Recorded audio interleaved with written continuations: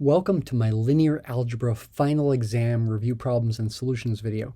In this video, we're going to go through a bunch of problems related to eigenvalues, eigenvectors, diagonalization, applications, orthogonality, orthogonal decomposition, Gram-Schmidt process, spectral theorem, also touch a little bit about quadratic forms.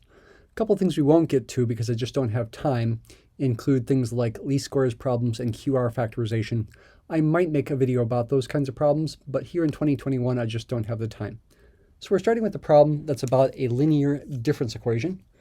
Write a general solution to the difference equation xn equals a times xn minus 1 in two ways. One, we're going to write it as a linear combination of some vectors. And two, we're going to use a to the n. And we'll go ahead and use a particular initial condition, so it's not really a general solution in that sense. And write xn in terms of x0 using a to the n as well. So what do you need to do? You need to find eigenvalues and eigenvectors. These constants, lambda 1 and lambda 2, are eigenvalues, hint, hint, because we always use the letter lambda to represent eigenvalues. And these v1 and v2 must represent corresponding eigenvectors. So let's go ahead and do that using this matrix A.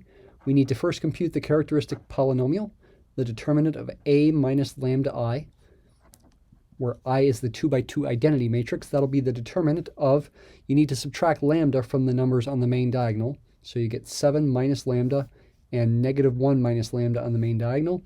The off-diagonal entries stay the way they are, 4 and negative 3.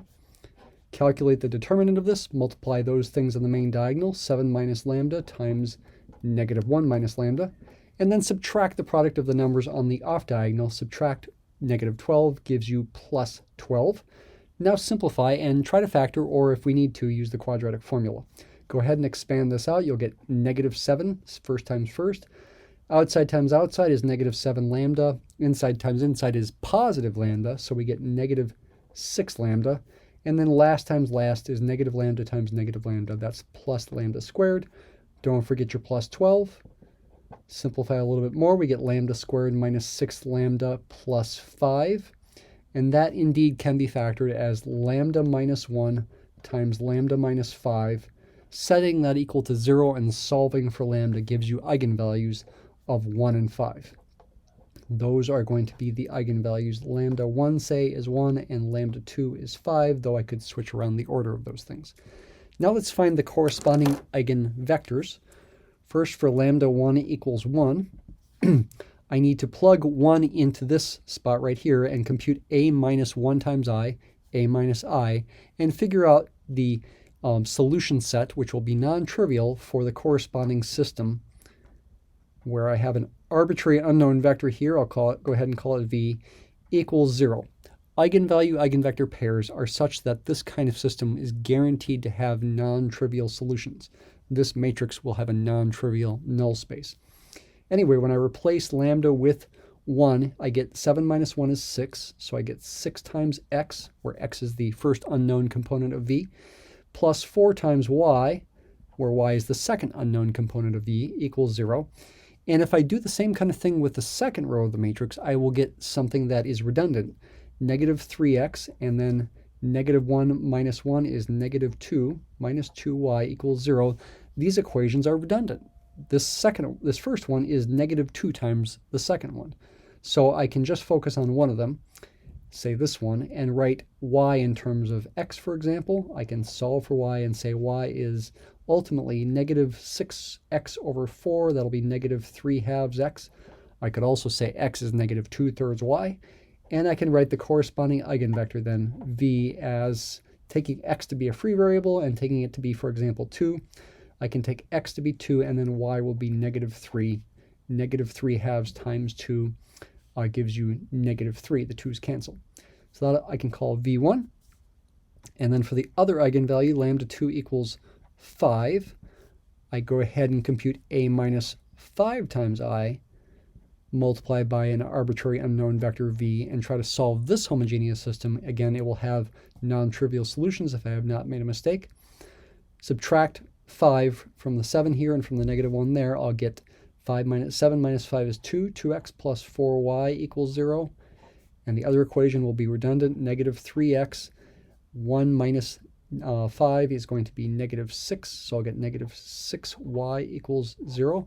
And yeah, now the second equation is negative 3/2 times the first equation. These are redundant. I can, for example, solve the first equation once again for y in terms of x, and if I do so, I'll get y equals negative 1/2 x, and so I can take my v2 to be, if I think of x as a free variable, say 2, negative 1. If I take x to be 2, then y would have to be negative 1/2 times 2. That will be negative 1. All right? Once you've done that, you solve part A. The answer to part A is that xn is an arbitrary constant, c1, times lambda 1 to the n power. Lambda 1 is 1, so I get 1 to the n power, which is 1, so I wouldn't have to write it, times v1, the corresponding eigenvector, 2, negative 3, and then plus another arbitrary constant, c2, times lambda 2, which is 5 to the n. I do need to write that, times its corresponding eigenvector, 2, negative 1. So that is one way to write the solution. That is a general solution of this linear difference equation right here. If I had an initial condition, I could solve for c1 and c2. In part B, we're trying to describe how to write the solution in terms of a to the nth power, okay? And also in terms of an arbitrary initial condition vector. So the answer will look definitely different than this. And I'm also saying don't bother actually computing it. Just use the computations from part A. You do not actually have to compute a to the n. We do not actually have to simplify it. Let's just write it down, the idea.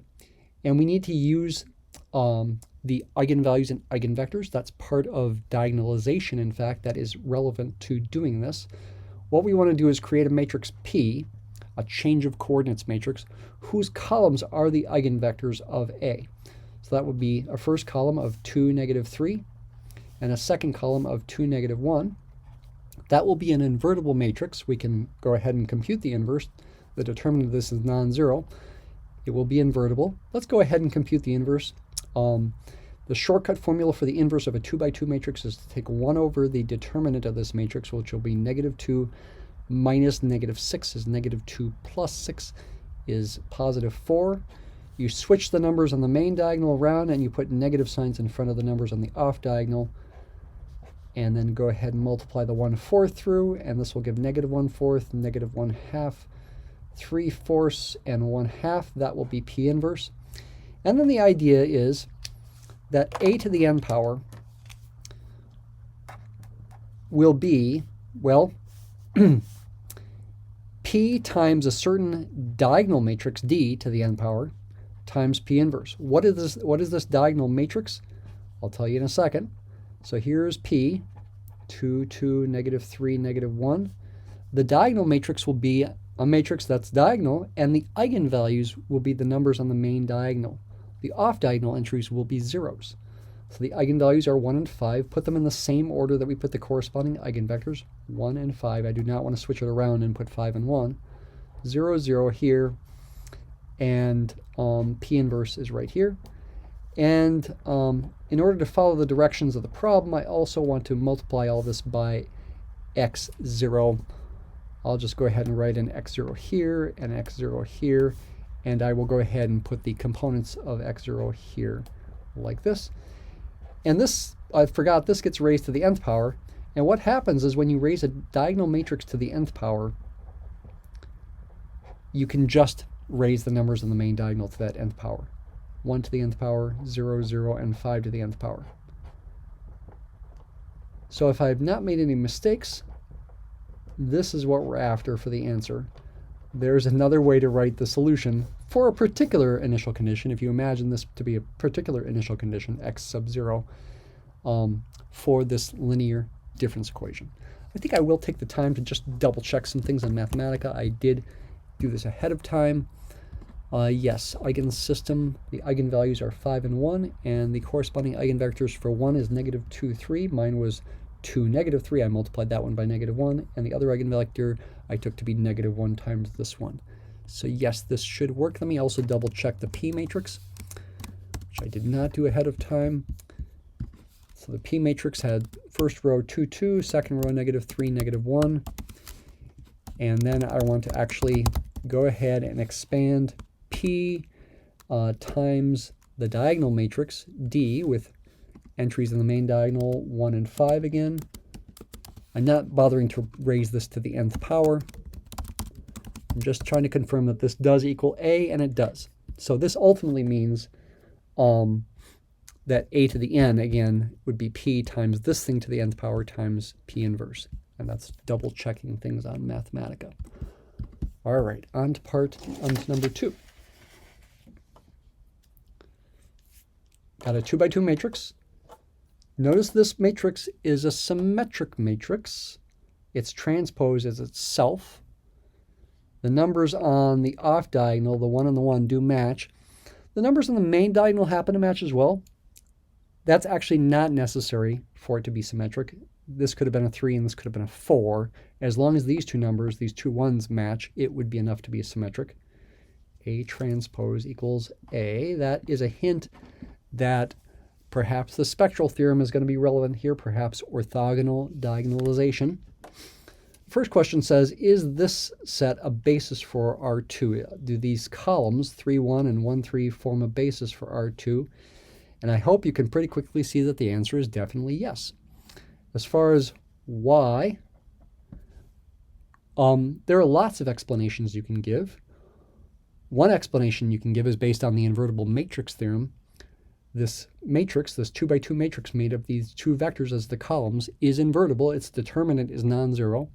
That is enough to say this is a basis for R2. Another thing you can say is these are two vectors in R2 that are not constant multiples of each other.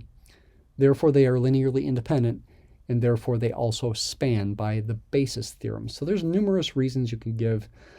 I said it verbally there. Perhaps the basis theorem is the most relevant. I'm not writing out the details here because I want to save some time. But if you wanted to write out details as far as why, briefly explaining, you would say, obviously these two vectors in R2 are linearly independent. Therefore, by the basis theorem, they will also span R2. They will be a basis for R2. Part B. Here I'm telling you the eigenvalue-eigenvector pairs. One eigenvalue is 4 with corresponding eigenvector 1, 1. Another eigenvalue is 2 with corresponding eigenvector negative 1, 1. Part B says write down a diagonal matrix. Here we are, diagonalization again, and an invertible matrix P, D and P, so that A equals PD P transpose. Wait, shouldn't that be PD P inverse? Well, the fact that it's going to turn out P is going to be an orthogonal matrix with orthonormal columns is enough to say P transpose equals P inverse. Not any old P will work to make it orthogonal. I have to be careful when I do that. This is also true. D will equal P transpose times A times P. So the matrix D is easy. It's a diagonal matrix with, again, the eigenvalues in the main diagonal, 4, 0, 0, 2. That's D. But what about P? Do notice that these eigenvectors are orthogonal to each other. V1 dot V2 will be negative 1 plus 1 is 0. They are orthogonal to each other. However, if I make P have those columns, P is actually not yet an orthogonal matrix. I also have to normalize these vectors. I have to divide them by their lengths. Each one has a length of square root of 2. So if I take this vector and divide it by square root of 2 to get this column vector and make that the first column of P, and then take this one and divide by square root of 2 its length to make this the second column of P, this will be a P that works, okay? This will be an orthogonal matrix with orthonormal columns, orthogonal and normalized to have length 1. So that this is true. I'm not going to take the time to confirm that. You should check. It's worth you doing the check that P times D times P transpose, which is going to be P inverse. This is not a symmetric matrix, but its transpose does equal its inverse.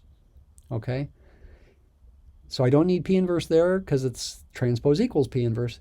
You should check through a calculation that that equals the original matrix A. It should work. I did confirm it with Mathematica ahead of time.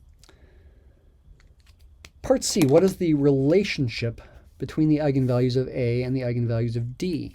And this is just knowledge. They're the same. Eigenvalues of a diagonal matrix are the numbers in the main diagonal, 4 and 2. The eigenvalues of A, I told you, are 4 and 2. They are the same.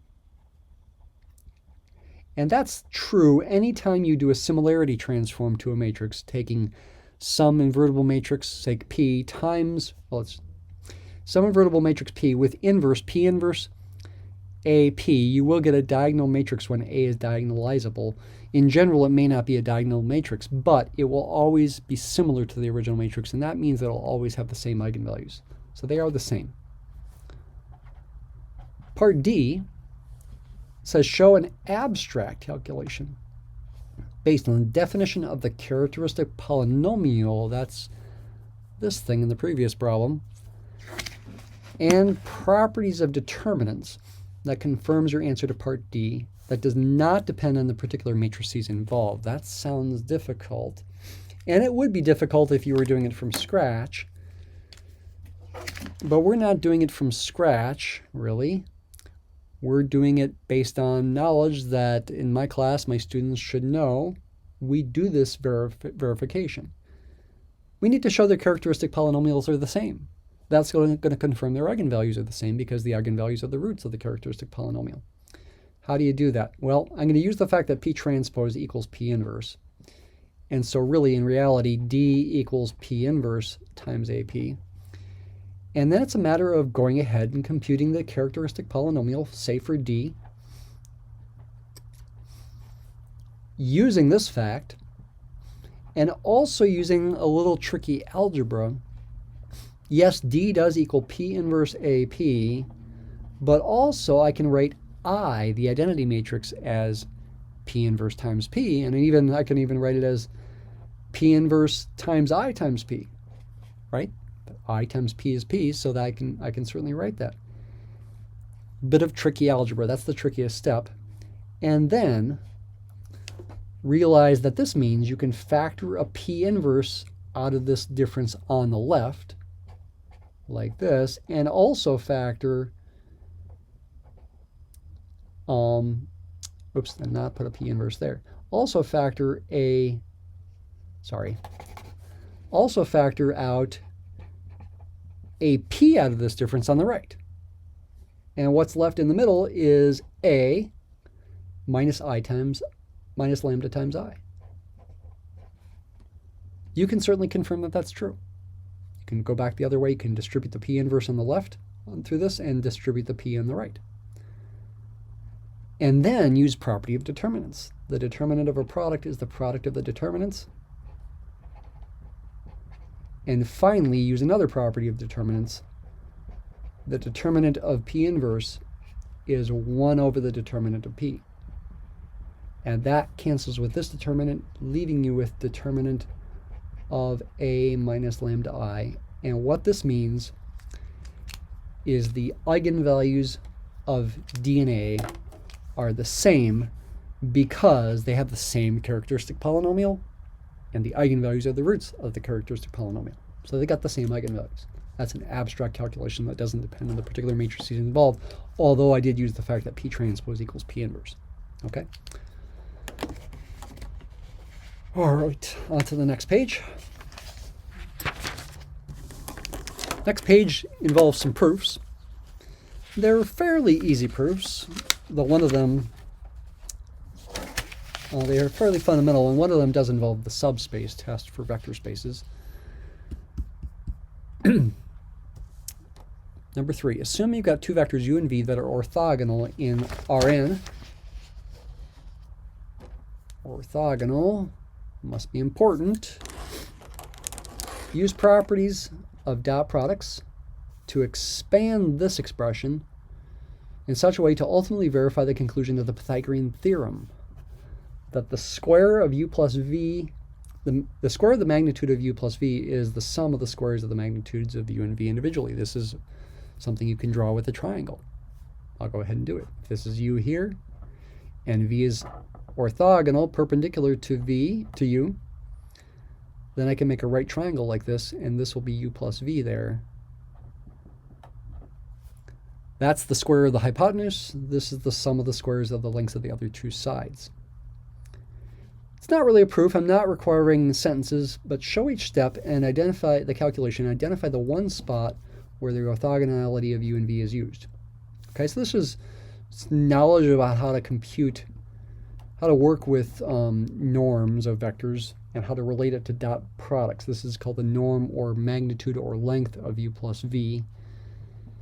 And fundamental fact to know about this is when you square a norm, it's the same as taking the dot product of the vector with itself. So here's the first calculation to do.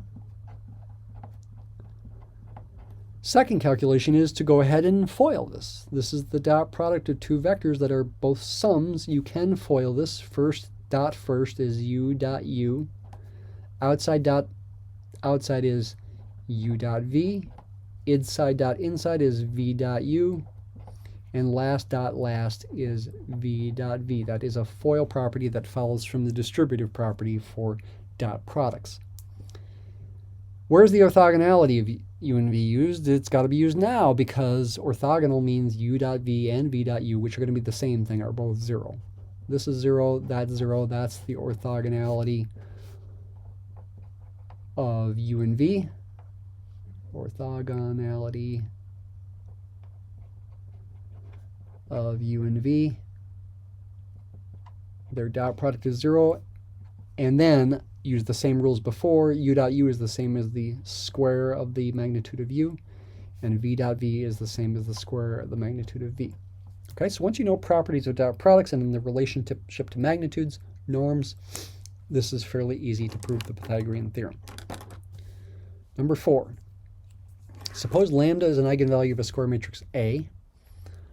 Prove that lambda squared is an eigenvalue of A squared. Write in complete sentences.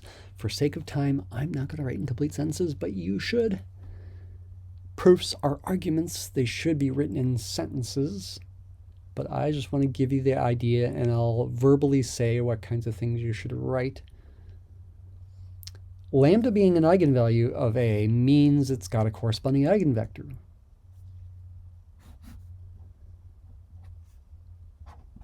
Call it V. A times V is lambda V for some V that's non-zero. It is important to emphasize that eigenvectors are not 0. Eigenvalues can be 0. Lambda could be 0. But V will not be 0.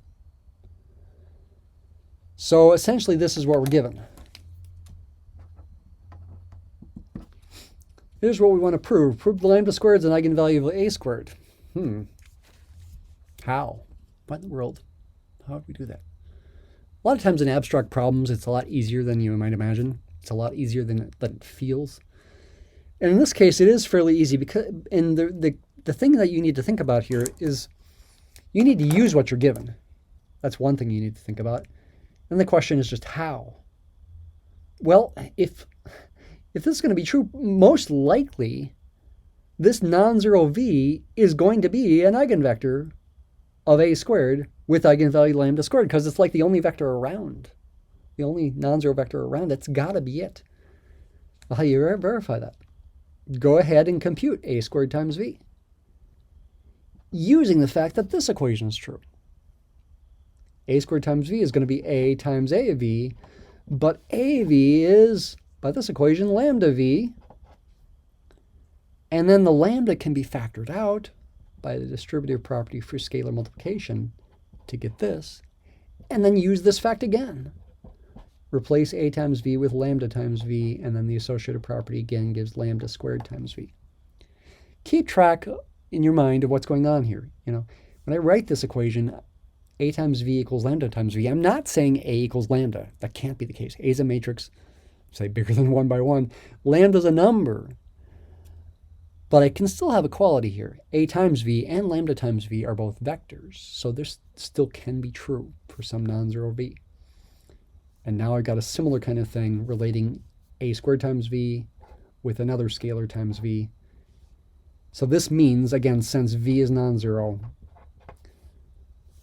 that V must be an eigenvector for A squared with eigenvalue lambda squared. Done. Okay? So to experiment a little bit and just use what you're given and use the definition of what it means to be an eigenvalue-eigenvector pair. Number 5 is another proof that should be written in complete sentences, but again, for the sake of time, I'm not.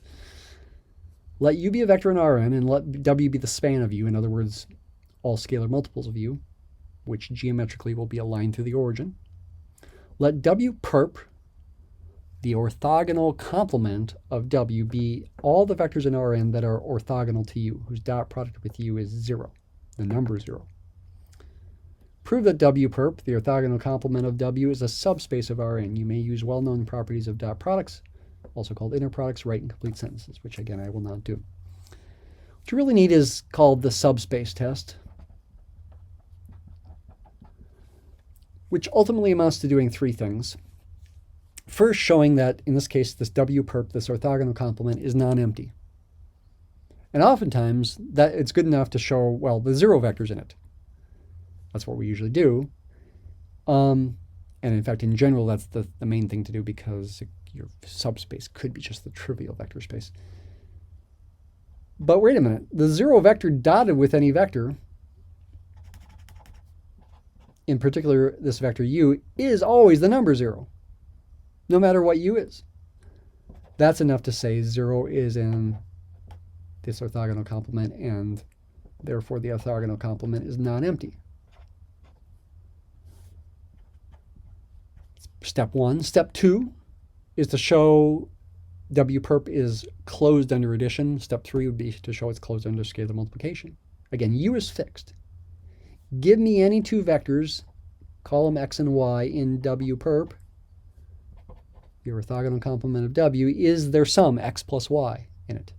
Well, I have to verify this condition when I replace x with x plus y.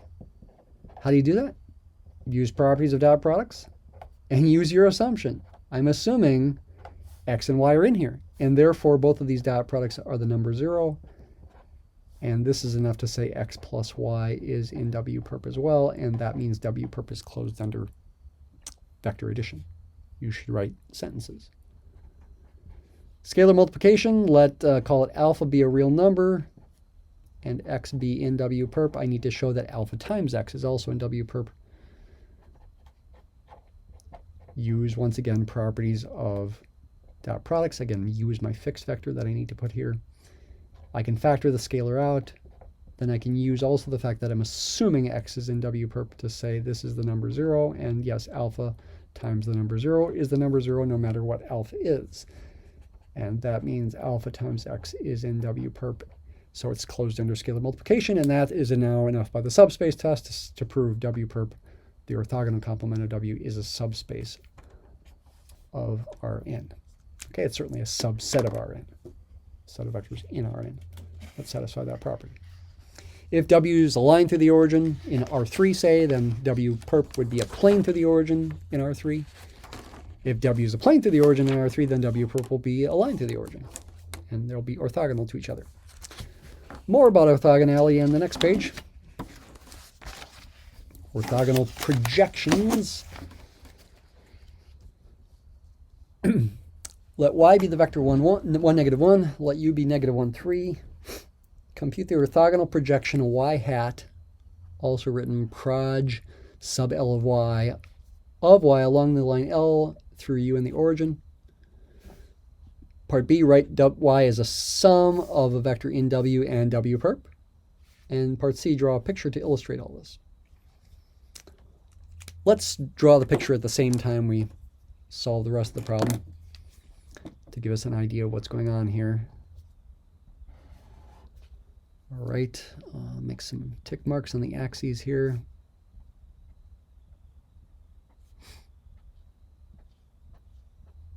This will give us an expectation of approximate answers as well, once we understand what's going on. So y has components 1, negative 1. It's like this. There's y.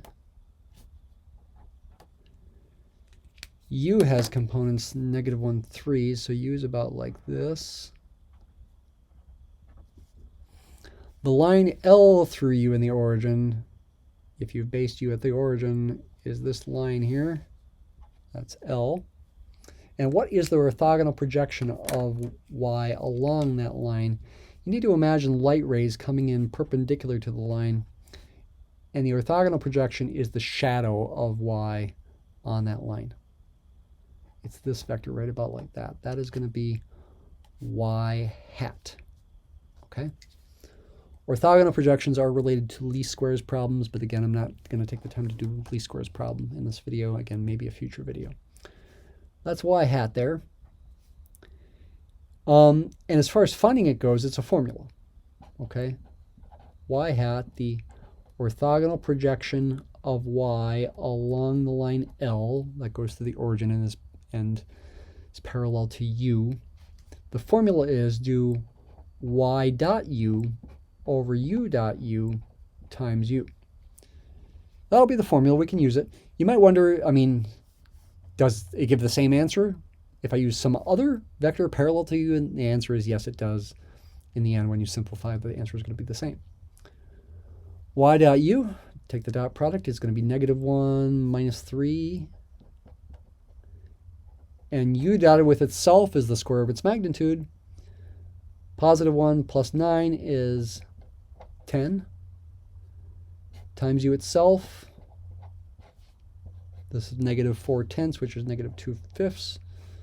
So it looks like we get a vector whose first component is +2/5 and second component 3 times that is -6/5. Does that look about right? Yeah, it does look about right looking at the picture there. Part B, so this is in W is the span of U. This L is also the same as W. L for line, W for subspace. W perp is going to be a subspace to the origin orthogonal to W. Since W is a one-dimensional subspace of R2, W perp will also be a one-dimensional subspace of R2. And in this picture, it's right here. This is the other vector right there. There's the vector we're after. That is in W perp. It's perpendicular to W perp, you can see. And it needs to be a vector so that when I add it to y hat, I get y. What vector do I need to add to y hat to get y? It would be y minus y hat.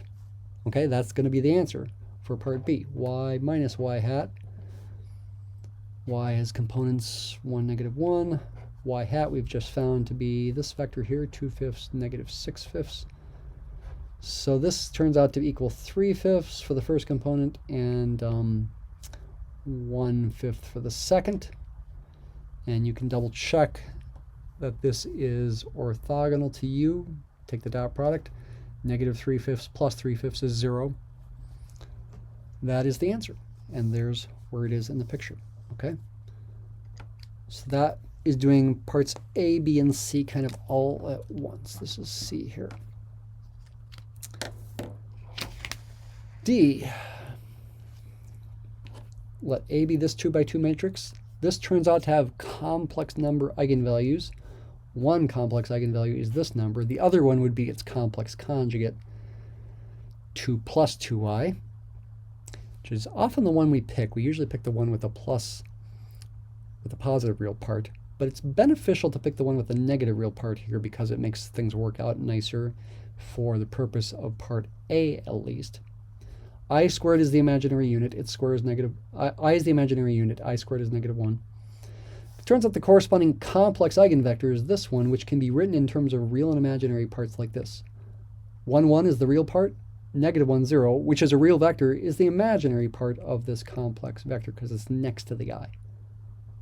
Part A says, write down an invertible matrix P and a matrix C of this form so that A equals P times C times P inverse. This is not a diagonal matrix. We're not diagonalizing A here. We are putting in what's called a real canonical or real normal form. But the method is pretty similar to diagonalization. The matrix P before had columns that were the eigenvectors, the linearly independent eigenvectors of A. But now A has complex eigenvalues and eigenvectors. Excuse me. It turns out you want to use the real and the imaginary parts of one of these complex eigenvectors. 1, 1 and -1, 0 is what I want. I want this to be a real matrix. No imaginary numbers involved there. I want that to be the case.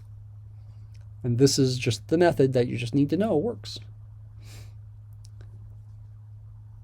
maybe we should take the time to check it. Let's confirm that it works. P inverse, the determinant of this is 0 minus negative 1 is plus 1, so 1 over the determinant is just 1. The determinant can be found pretty quickly to be this matrix right there. I swapped the numbers on the main diagonal and negated the ones on the off diagonal. Again, the determinant of P is 1, so it's a 1 over 1 or 1 in front. That's all I need to do. Let's confirm that if C is, well, okay, let's actually do it another way. This is equivalent to saying C equals P inverse AP. Let's go ahead and compute P inverse AP, even though it's not asked for here, and see that we get a matrix in this form. That helps you believe it. I can do this fairly quickly here. There's P inverse. Here's A. And here is P itself. I'll go ahead and multiply the first two here. 0 plus 2 is 2, then 0 plus 0 is 0, and then negative 4 plus 2 is negative 2, and positive 4 plus 0 is positive 4. Now multiply these. 2 plus 0 is 2. Negative 2 plus 0 is negative 2. Negative 2 plus 4 is positive 2, and then negative 2 times negative 1 plus 0 is positive 2. There we go. It is in this form with A equal to 2 and B equal to 2 as well. The real and the imaginary parts of the complex conjugate of this. Okay, it is a little weird that you end up using 2 minus 2i instead of 2 plus 2i. And the eigenvectors for 2 minus 2i to make this work, but that is the way it ends up working. Okay, so this is not required in the problem, but I thought it would be good to do. Part B says, more just based on factual knowledge, for C, a matrix in this form, find a number r that's positive and another number theta, an angle evidently, so that C can be written as this product here.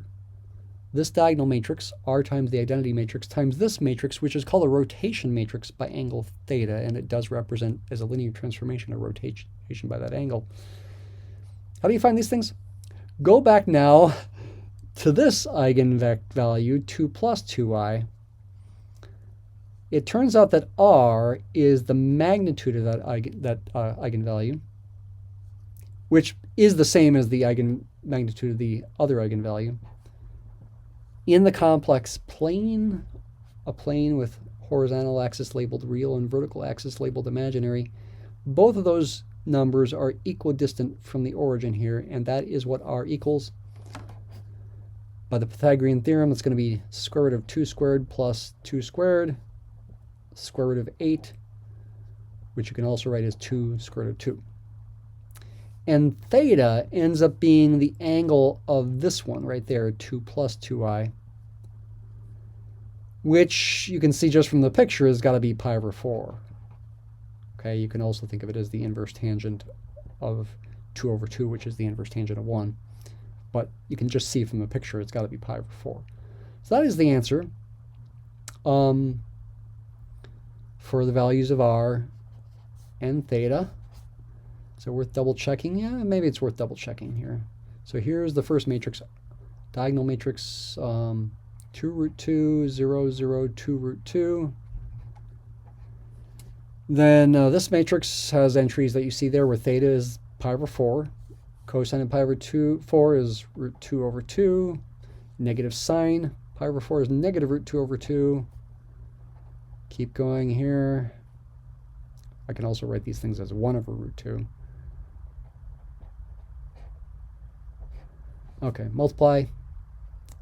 The 2's canceled there. Root 2 times root 2 is 2. Here I get negative 2. We're after this being the C matrix. We're after it being this thing right there. I guess it was good that I computed that. 0, 2's canceled there. We get 2, and yeah, this is going to work out. This does equal the C matrix. You didn't have to do that for the problem, but I just wanted to do an extra bit. Part C, geometrically, this means the linear transformation that maps x to a times x. In other words, t of x equals a times x is this matrix times x, and then whatever vector you get gets multiplied by that matrix. This matrix represents a rotation. This one represents a dilation. So the linear transformation up to change of variables, the change of variables being x equals p times u, say, if u is a new variable, is a rotation by angle theta followed by a dilation by a factor of r. That is after a change of variables, okay? Not, A itself is not that. You have to do a change of variables first, a change of axes, coordinates, before you could think of it as a rotation followed by a dilation. But when you can, that's kind of a nice thing, because rotations and dilations are fairly simple things, fairly simple matrices with nice patterns.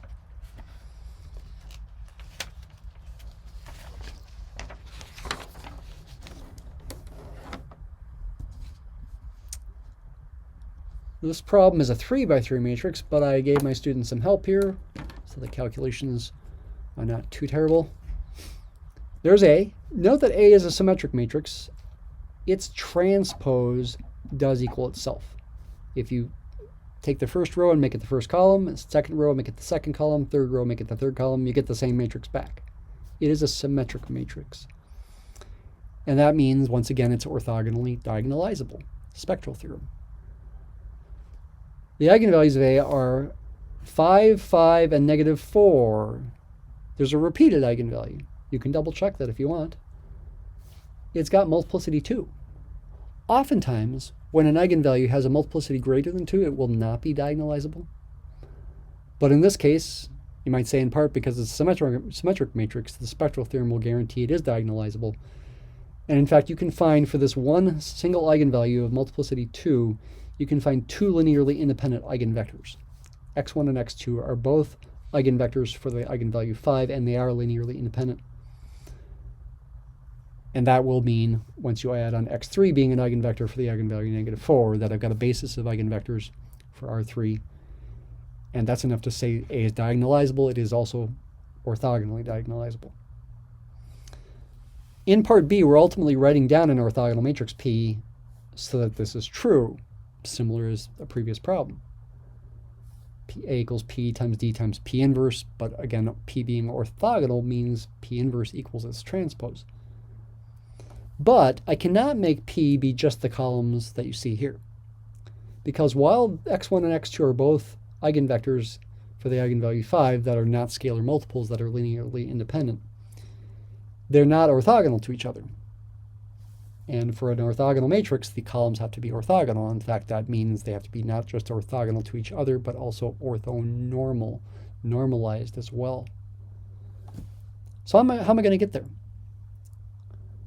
I'm going to first construct an orthogonal basis for W, the span of x1 and x2, the eigenspace for the eigenvalue 5.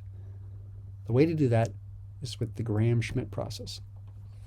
On the next page, we're also going to use the Gram-Schmidt process in a more general situation with inner products in inner product space.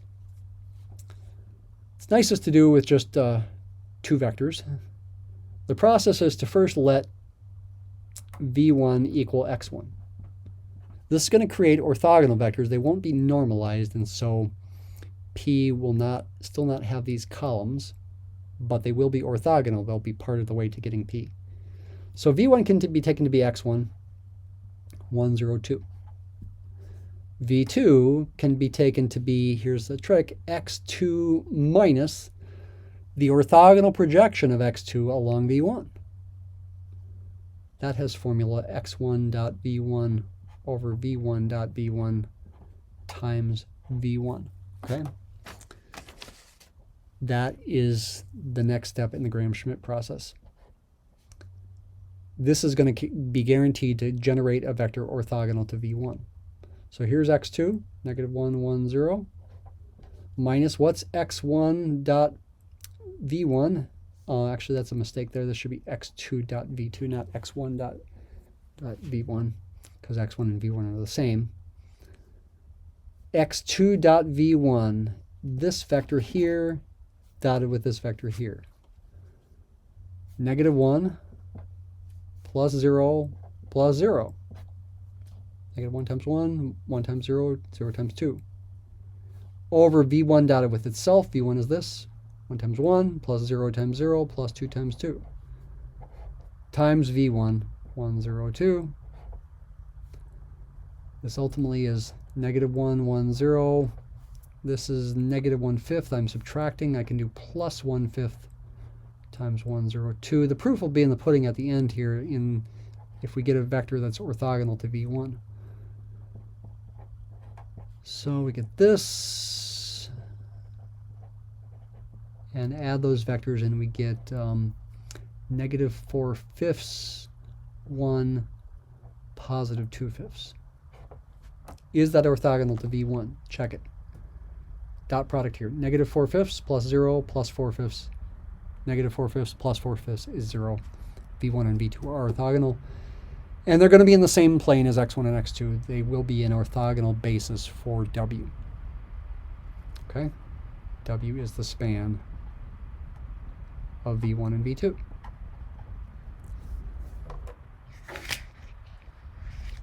And that's your orthogonal basis as well. For part B, I want to normalize these vectors, this one here and this one here, and put those in a column, the columns of P, along with a normalized version of that vector, which turns out will be orthogonal to both x1 and x2. You can double check that. Dot product of these two gives negative 2 plus 0 plus 2 is 0. Dot product of these two gives 2 minus 2 plus 0 is 0. So I need to figure out the magnitudes of these vectors. Magnitude of v1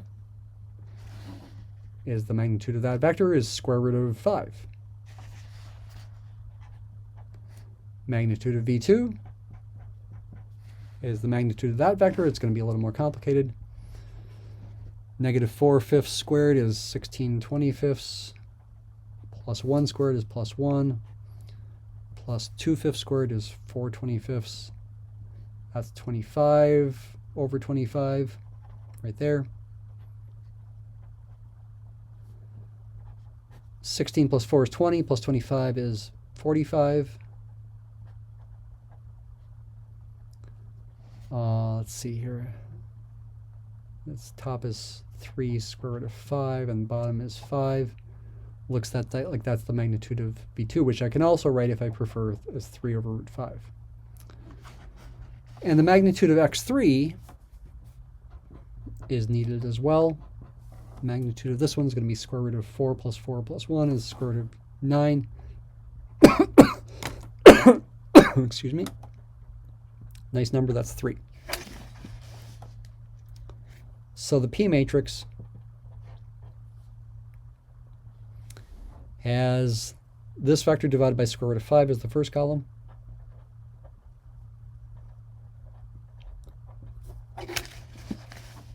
There it is. This vector divided by that is the second column. Dividing by 3 over root 5 is the same as multiplying by root 5 over 3. So negative 4/5 times root 5 over 3, excuse me, which can be simplified.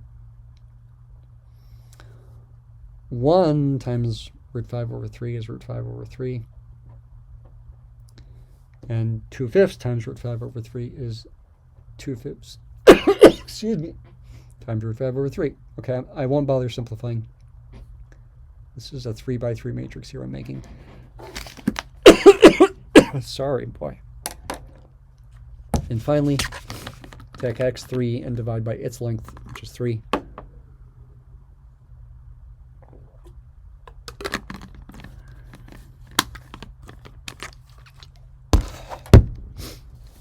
There's x3. So I get negative 2/3, negative 2/3, 1/3. And D is going to be diagonal matrix with the eigenvalues along the main diagonal in the same order as the corresponding eigenvectors. 5, 5, negative 4 along the main diagonal, 0 is elsewhere. And we will not bother to check that this is true, though you could if you want. And it's nice when that's true because Orthogonal matrices are their own transpose, and so you can easily compute P inverse by computing P transpose. All right, those are the answers. Getting close to the end here. 2 more pages. This one is also about orthogonal projections and Gram-Schmidt, but now generalized to a vector space that's also an inner product space. V is the space of all real valued continuous functions on the interval from 0 to 1, all continuous functions such that that's the case. I didn't have to take that to be V. You notice that these P's that you see here are polynomials. I could have taken V to be a space of polynomials of degree less than or equal to 2, say.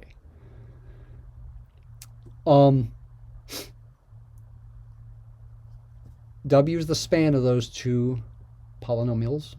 It's all polynomials that can be written as a times 1 plus b times t squared for some scalars a and b. It is spanned by these functions. This becomes an inner product space when inner product is defined of two functions to be the integral from 0 to 1 of their product. What's an inner product space? Well, it's a generalization of vector spaces that have a dot product associated with them, like Rn. This funny symbol here essentially represents f dot g, you might say, but we write it this way for tradition's sake, maybe because if you write f dot g, it just makes people think of multiplication. And we are multiplying f and g here, but we're doing more than that. We're integrating their product over this interval from 0 to 1. Part A says find an orthogonal basis for W with respect to the given inner product. This is not a unique inner product. I can define other inner products and other orthogonal bases with respect to those inner products. You might wonder which ones are right. And the answer is it depends on your application. The inner product that you choose depends on your application. Common applications include Fourier series, some applications to statistics, things like that. This is essentially the Gram-Schmidt process, but now generalized to inner products instead of dot products. So I could call it V1 of t to be P1 of t to be this constant polynomial 1. This is analogous to what we just did on the previous problem, is what we're doing this except with inner products instead of dot products. These are functions I'm not bothering to put vector symbols above them. V2 of t is P2 of t minus the orthogonal projection of P2 along the quote-unquote line through P1. Is there a line through P1? Not in the usual sense. So this is going to be not V1 dotted with, not P2 dotted with V1, but instead the inner product of P2 with V1. Same thing down here, inner product of V1 with itself. V1 is the same as P1. I could have written P1. So I've got to do this calculation that you see here with this inner product. So let's do a side calculation over here. What is the inner product, for example, of V1 with itself? By this formula, I have to do an integral from 0 to 1 of 1 times 1. Hey, that's 1. That's easy. How about the inner product of P2 with V1? Now I need to multiply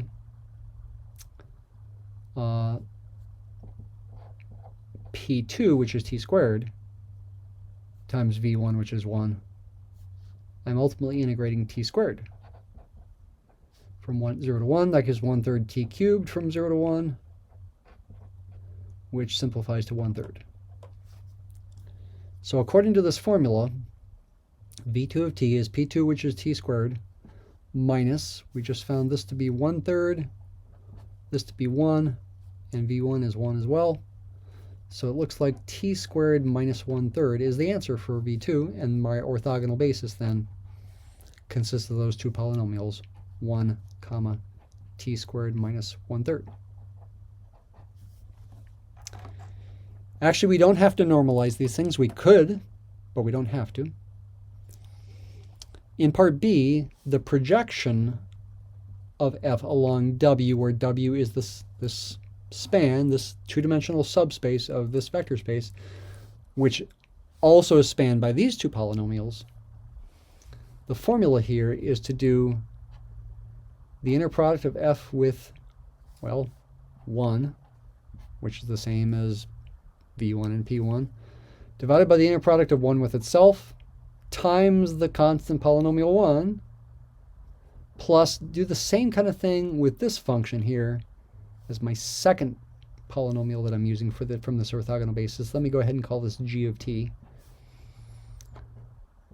Going to be the inner product of f with g divided by the inner product of g with itself times the function g. Well, okay, side calculations again. We already know the inner product of 1 with itself is 1. What's the inner product of f with 1? Where f is this function, which is not in W. It's important to realize here. I need to integrate t times 1, which is t.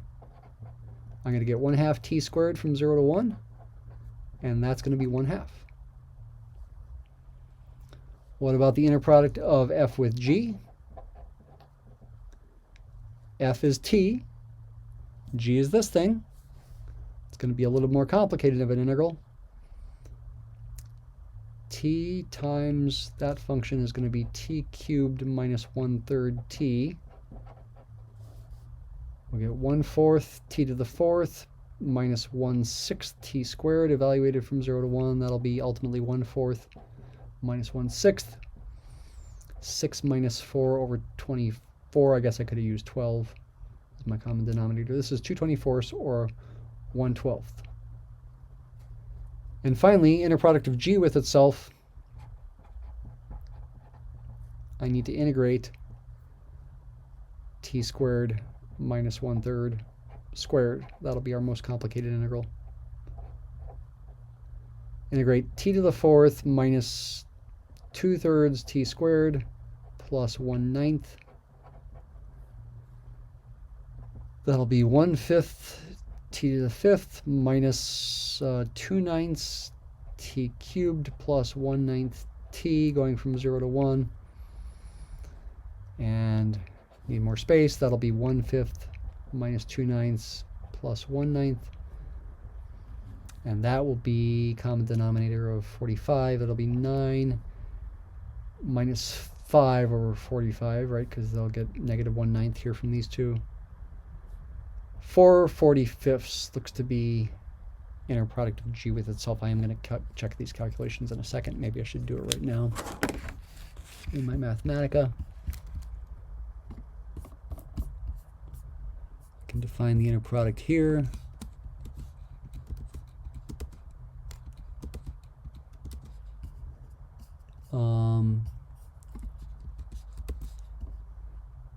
Okay, inner product of, what's the g of t? G of t, oops. G of t is t cubed minus 1, t squared minus 1/3. What's the inner product of g with itself? 4/45, that's what I got. What's the inner product of f and g? It should be the 1/12. Yep, okay. Things are looking good. So in the end, now I use these numbers back up here. I get 1/2 over 1 times 1, and then 1/12 over 4/45 times g of t, which is t squared minus 1/3. Simplify, 1/2 plus 1/12 times 4/45 times 45/4 does divide out like this. Looks like it's 1/2 plus 15/16 times t squared minus 1/3. And if you want to simplify more, that'll be 15 16ths t squared. 15 16ths times a third is 5 16ths, and I'm subtracting that. This is 8 16ths minus 5 16ths, right? 5 16ths plus 3 16ths. Double check the answer again. F hat, did I define it here? F hat ultimately simplifies to this, and that is the answer that I got. Okay.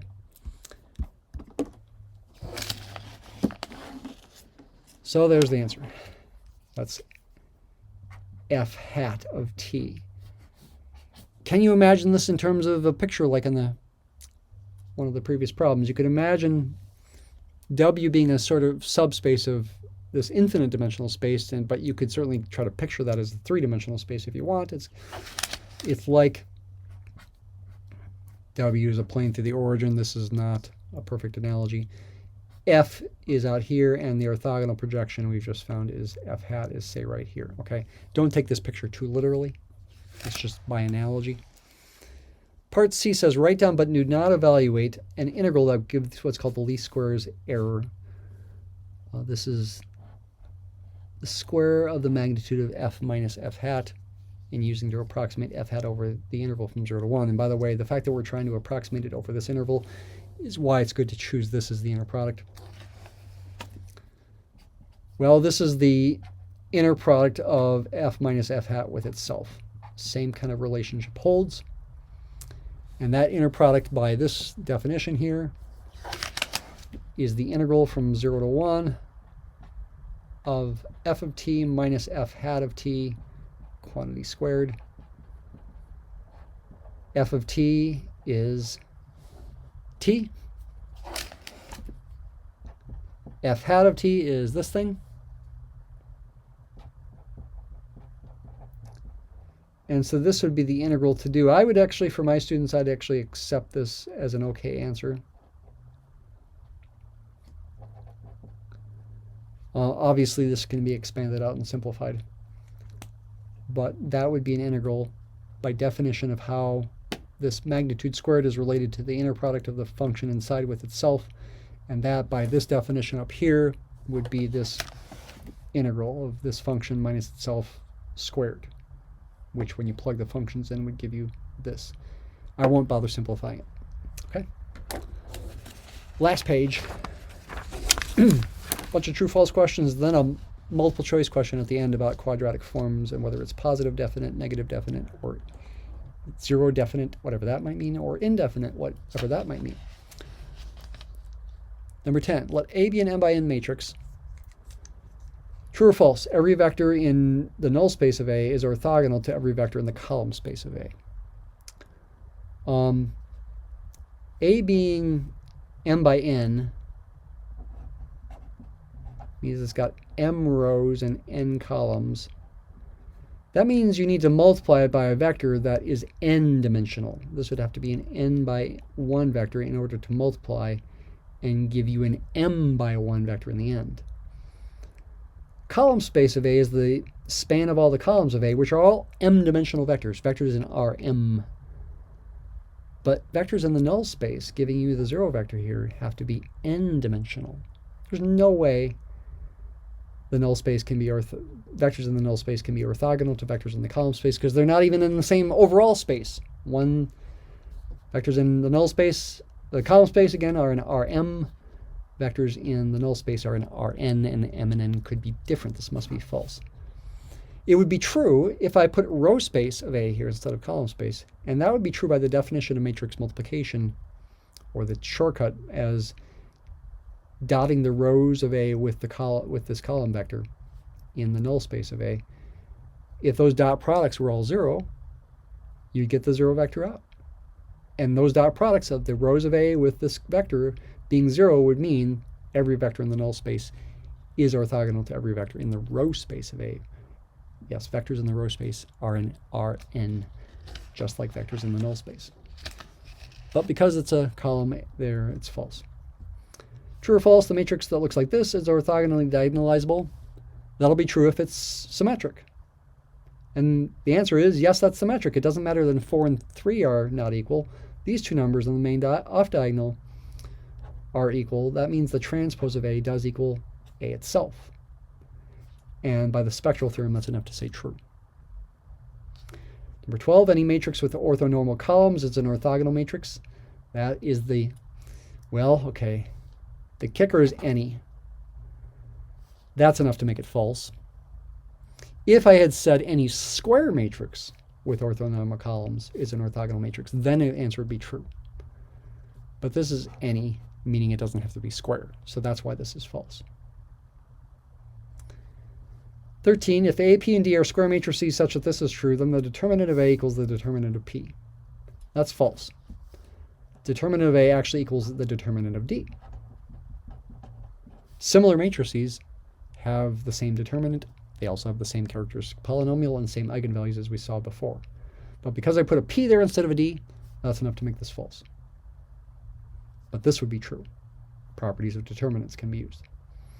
14, every orthogonal set in Rn is a linearly independent set. Technically speaking, as this is written, it's false.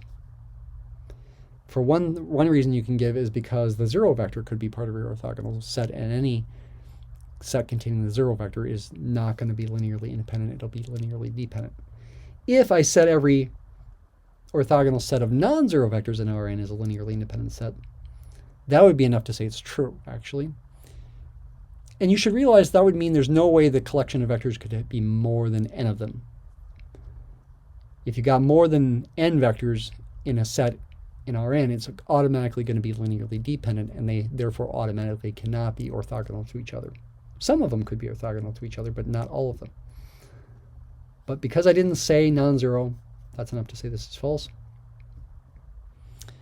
15, if A is similar to B, that's true if there exists an invertible matrix P such that this is true. That equation is equivalent to, for example, this equation after left multiplication by P inverse. It's also equivalent to this equation after right multiplication by P inverse. And that's the definition of similarity when these kinds of equations are true. So this would be true. 16, if U has orthonormal columns that are orthogonal to each other and also normalized to be unit length, then U transpose times U equals the identity matrix. That is a fact that is true. It's certainly true when U is square, because then U transpose will equal U inverse. It's also true even if U is not square. Say you had, well, it'd have to be a tall and skinny matrix, maybe 3 columns that are orthonormal to each other, but they each have maybe 4 or 5 or 6 entries. If this is U, say, like a 4x3 or 5x3 matrix with orthonormal columns, its transpose, if this is, say, 5x3, would be 3x5. And then if you multiply it times U itself, you're going to get a, say, 3x3 matrix. And by the shortcut rule for doing matrix multiplication, where you're taking dot products of the rows of the matrix on the left with columns of the matrix on the right, you have to get the identity matrix because these vectors are orthonormal. They dot product of, say, the first row with the second or third column is going to be 0, and the dot product of the first row with the first column has got to be 1, because these vectors are normalized, and so their dot products with themselves are 1. It's also something you can just memorize. 17, hang with me here, almost done. A is an n by n matrix with n distinct real eigenvalues, then A is diagonalizable. Yes, that is true, that's a theorem. It's not the spectral theorem, but it is a theorem. Sufficient condition for diagonalizability. True or false, if x is an n-dimensional vector, then the length is the square root of x times x transpose, where x transpose is 1 by n. That's false. Doesn't even make sense. X is an n by 1 column vector. X transpose is a 1 by n row vector. When you multiply these, you're going to get, excuse me here, 1 by n, you're going to get an n by n matrix. Okay, you can't take the square root of an n by n matrix, at least not in our class. It would be true if you switch them around. This is true, but this is false. Last question. What type of quadratic form is this function defined by this equation, which ultimately equals this and can be written in terms of matrix multiplications times vectors like that? In other words, is this function always positive when you're not at the origin? Is it always negative when you're not at the origin? Or is it indefinite? Zero definite is not an option. There's no such thing. Indefinite would mean it takes on both positive and negative values when you're not at the origin. You can't tell just by looking at the signs. Plus, minus, plus. You might think it's indefinite because of that, but the answer is it might not be. It could be positive or negative indefinite. The way you have to tell is with the eigenvalues of this matrix. I'll do it the shortcut way. The trace of this matrix is 3 plus 3 is 6. The determinant is 9 minus 1 is 8. The characteristic polynomial is lambda squared minus the trace times lambda plus the determinant. So that's lambda squared minus 6 lambda plus 8. That can be factored as lambda minus 4 times lambda minus 2. And the e-values, therefore, are both positive, even though there's a negative sign in there. By the way, you should check that this product does equal that. The fact that both e-values, eigenvalues, are positive is enough to say this is positive definite. I really had trouble with my throat there. Thanks for watching. I'm glad you made it this far.